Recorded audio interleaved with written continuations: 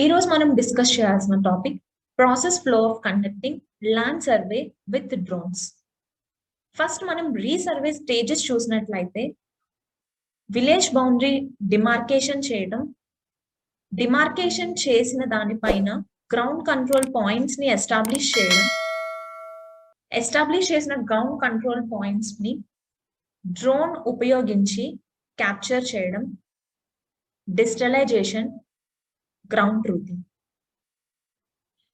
ప్రస్తుతం మనం రీసర్వేలో ఉపయోగిస్తున్న వాటి డ్రోన్ ని క్వాడ్ కాప్టర్ గా పిలువబడుతుంది. ఎందుచేతన అంటే దీనికి 4 ప్రొపెల్లర్స్ అన్నవి అటాచ్ చేసి ఉండడం వలన దీనిని క్వాడ్ కాప్టర్ అని అంటాం. ఈ డ్రోన్ ని కంట్రోల్ చేయడానికి గ్రౌండ్ లెవెల్లో మనకి వెల్ ట్రైన్డ్ ప్రోగ్రామర్స్ అనే వాళ్ళు ఉంటారు. దీని వర్కింగ్ ప్రిన్సిపల్ మనం చూసుకున్నట్లయితే ఇది న్యూటన్స్ థర్డ్ లా ఉపయోగించి వర్క్ అవుతుంది. అంటే for every action there is a equal and opposite reaction. ఈ ప్రొపెల్లర్స్ అన్నవి దాని కిందన అటాచ్ చేసి ఉన్న మోటార్ సహాయంతో రొటేట్ అవ్వడం జరుగుతుంది.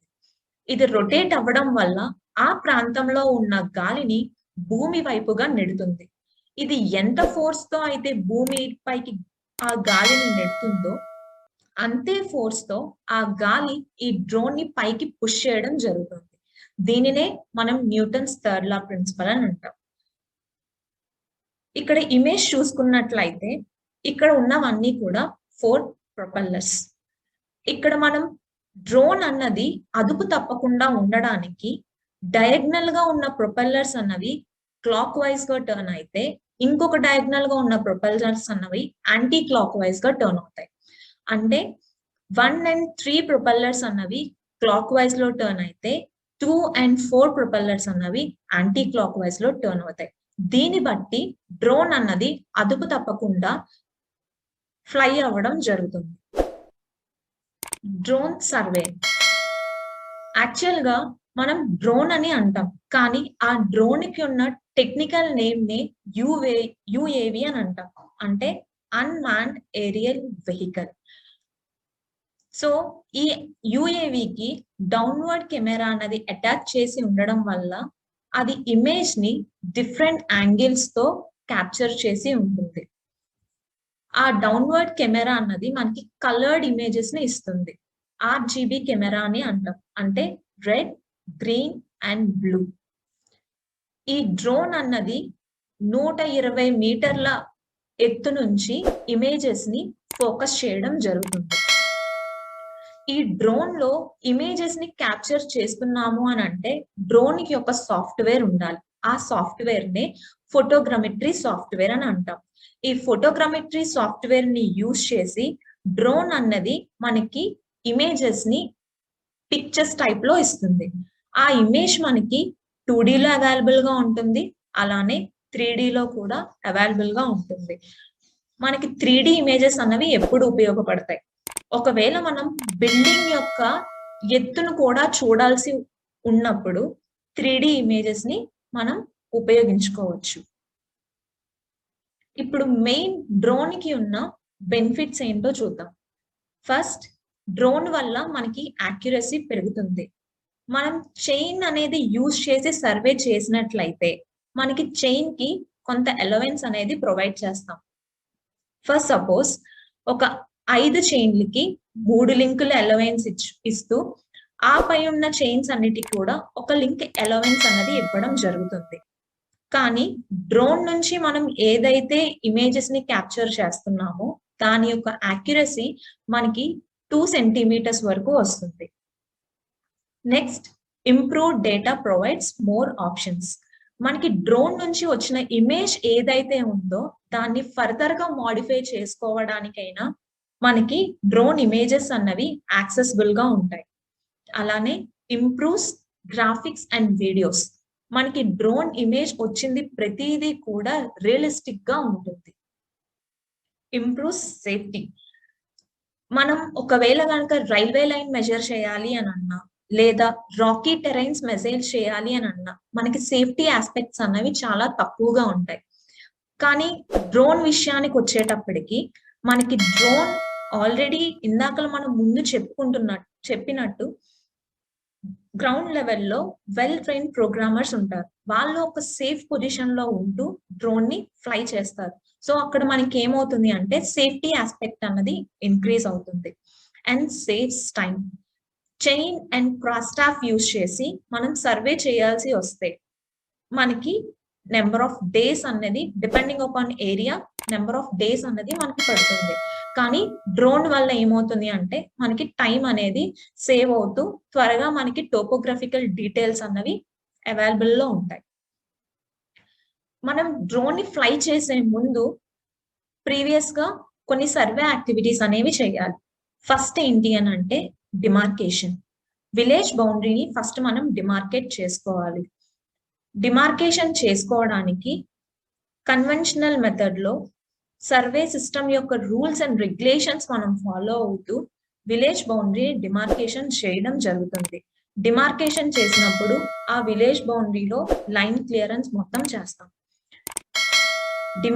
లైన్ క్లియరెన్స్ అయిపోయిన తర్వాత ఆ విలేజ్ బౌండరీ పైన ఇలా వుడెన్ పెక్స్ అనేవి ఫిక్స్ చేయడం జరుగుతుంది. మనం ఫిక్స్ చేసిన వుడెన్ పెక్స్ కి వైట్ వాష్ చేస్తాం, ఎందుకంటే డ్రోన్ అనేది దాన్ని ఈజీగా క్యాప్చర్ చేయడానికి. మనం ఏదైతే విలేజ్ బౌండరీని డిమార్కేట్ చేసామో డిమార్కేట్ చేసిన విలేజ్ బౌండరీ పైన గ్రౌండ్ కంట్రోల్ పాయింట్స్ అన్నవి ఫిక్స్ చేస్తాం. మనం ఫిక్స్ చేసిన గ్రౌండ్ కంట్రోల్ పాయింట్స్ కి కూడా వైట్ వాష్ అనేది ఇస్తాం. ఒకవేళ మనకి ఏవైనా అబ్స్ట్రక్షన్స్ వల్ల విలేజ్ బౌండరీ మీద జీసీపీ పాయింట్స్ అనేవి ఎస్టాబ్లిష్ చేయడం జరగనప్పుడు విత్ ఇన్ విలేజ్ బౌండరీలో మనం కంట్రోల్ పాయింట్స్ అనేవి తీసుకోవచ్చు. మరి ఎలాంటి స్ట్రక్చర్స్ ని కంట్రోల్ పాయింట్స్ కింద మనం కన్సిడర్ చేయొచ్చు? విత్ ఇన్ విలేజ్ బౌండరీలో మనకి ఏవైతే పర్మనెంట్ స్ట్రక్చర్స్ ఉంటాయో ఆ పర్మనెంట్ స్ట్రక్చర్స్ ని మనం గ్రౌండ్ కంట్రోల్ పాయింట్స్ కింద కన్సిడర్ చేసి దానికి కూడా వైట్ వాష్ అనేది చేస్తాం. ఇప్పుడు ఆ వైట్ వాష్ చేసిన ప్రతి జీసీపీకి కూడా మనం కోఆర్డినేట్స్ అనేవి తీసుకోవాలి. ఆ కోఆర్డినేట్స్ తీసుకోవడానికి మనం యూజ్ చేసే మోడర్న్ ఇన్స్ట్రుమెంట్ డిజిపిఎస్. ఆ డిజిపిఎస్ అన్నది మనకి కోఆర్డినేట్స్ కలెక్ట్ చేయడానికి రెండు మెథడ్స్ ఉంటాయి. ఒకటి స్టాటిక్, ఇంకోటి ఆర్టీకే. స్టాటిక్ మెథడ్ లో మనం జీసీపీ పాయింట్స్ మీద ఉన్న కోఆర్డినేట్స్ ని కలెక్ట్ చేసుకుంటాం. మనం ఏవైతే డిసిపిఎస్ లో కోఆర్డినేట్స్ ని కలెక్ట్ చేసుకున్నామో ఆ కోఆర్డినేట్స్ అన్నిటినీ కూడా ఎక్సెల్ లో పేస్ట్ చేసుకుంటాం. ఈ ఎక్సెల్ లో పేస్ట్ చేసుకున్నవన్నీ కూడా మనం డ్రోన్ లో ఉన్న డేటాబేస్ కి సెండ్ చేస్తాం. డ్రోన్ ఫ్లై చేసే 1 డే ముందు చూనా మార్కింగ్ అనేది మనం ఇవ్వాలి. సో చూనా మార్కింగ్ అనేది ఏ ప్లేసెస్ కి ఇస్తాం? గ్రామ కంఠం సైట్ చూనా మార్కింగ్ చేయాలి, ఇండివిజువల్ హౌసెస్ కి, విలేజ్ బౌండరీస్ కి, గవర్నమెంట్ ల్యాండ్స్ కి. సపోజ్ మనం ఇండివిజువల్ హౌసెస్ కి కనుక తీసుకుంటే కొన్ని హౌసెస్ అన్నవి మనకి విత్ కాంపౌండ్ వాల్ అవైలబుల్ గా ఉంటాయి, లేదా వితౌట్ కాంపౌండ్ వాల్ ఉంటాయి. విత్ కాంపౌండ్ వాల్ తో ఏదైతే మనకి ఉంటుందో దానికి మళ్ళీ చూనా మార్కింగ్ చేయాల్సిన అవసరం లేదు.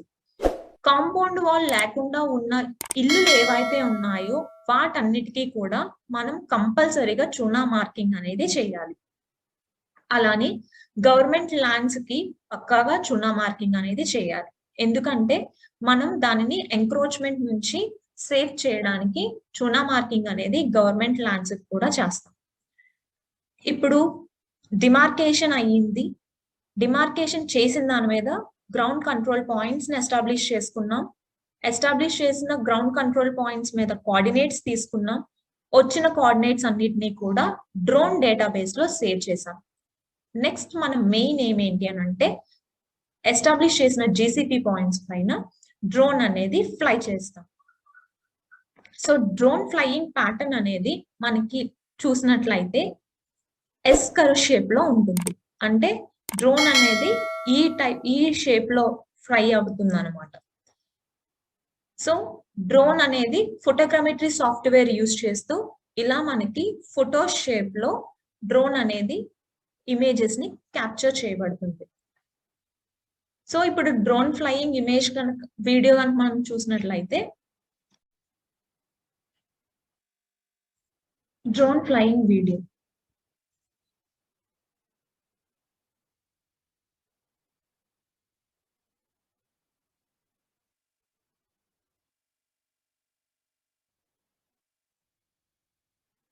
ఇవన్నీ కూడా మనం ఇచ్చిన కోఆర్డినేట్స్, ఎక్సెల్ షీట్ లో ఇచ్చిన కోఆర్డినేట్స్ అన్నిటికీ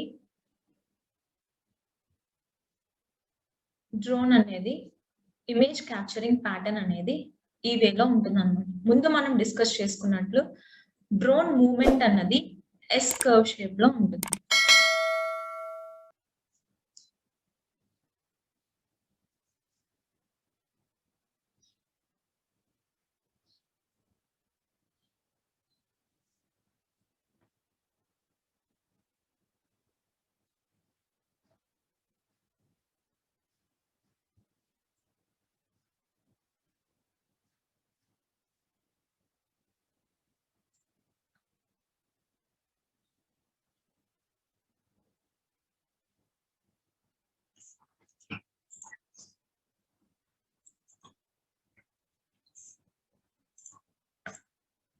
ఇప్పుడు మనకి ఏదైతే ఇమేజ్ అనేది డ్రోన్ నుంచి మనకి ఇవ్వబడుతుందో ఆ ఇమేజ్ ని Pix4D సాఫ్ట్వేర్ యూజ్ చేసి ఇమేజెస్ ని 60-40 రేషియోలో స్టిచ్ చేయడం జరుగుతుంది.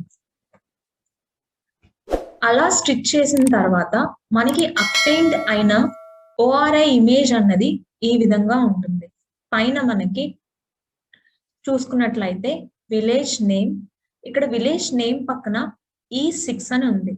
ఇక్కడ మనం బాటమ్ లో చూసినట్లయితే ఇక్కడ కంప్లీట్ గా మనకి లైన్ డయాగ్రామ్ తో, బ్లూ కలర్ లైన్ డయాగ్రామ్ తో విలేజ్ మ్యాప్ అనేది ఉంటుంది.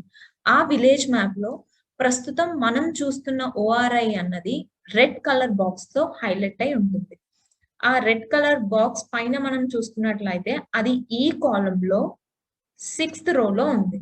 కాబట్టి ఇక్కడ తక్కెళ్ళపాడు పక్కన E6 అనేది మెన్షన్ చేసి ఉంటుంది.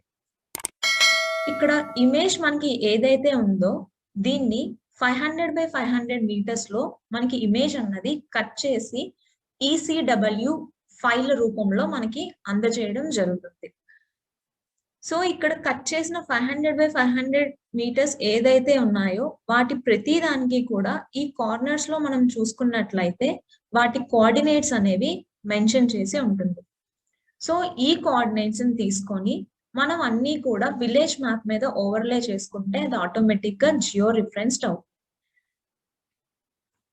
సో మనకి వచ్చిన 500x500 మీటర్స్ ఉన్న ORI ని మొత్తాన్ని వచ్చిన టైల్స్ అన్నిటిని కూడా క్లబ్ చేసుకుంటే మనకి ఫైనల్ విలేజ్ మ్యాప్ అనేది ఇవ్వడం జరుగుతుంది. ఈ విలేజ్ మ్యాప్ అనేది హై రిజల్యూషన్ ఇమేజ్ తో ప్రొవైడ్ చేసి ఉంది కాబట్టి దీని పిక్సెల్ అనేది 5 cm×5 cm రిజల్యూషన్ తో మనకి ప్రొవైడ్ చేయడం జరుగుతుంది. ఇప్పుడు మనకి ఏదైతే ORI ఇమేజ్ అనేది SOI వాళ్ళ దగ్గర నుంచి ప్రొవైడ్ చేయడం జరుగుతుందో ఆ ఇమేజ్ ని మనం గ్రౌండ్ లెవెల్లో సర్వే చేయడం కోసం తీసుకొని వెళ్తాం. సో ఆ ORI లో మనకి ఇక్కడ ముందు చూసుకున్నట్లయితే ఇక్కడ స్కేల్ కూడా మెన్షన్ చేసి ఉంటుంది. ఇక్కడ మ్యాప్ కున్న స్కేల్ ని బేస్ చేసుకొని గ్రౌండ్ లెవెల్ మెజర్మెంట్ ని కన్వర్ట్ చేస్తూ ఇక్కడ ఉన్న ఫీల్డ్ ప్రతి దానికి కూడా మనం మళ్ళీ రీడ్రా చేయడం జరుగుతుంది. So this is all about drone flying. Thank you.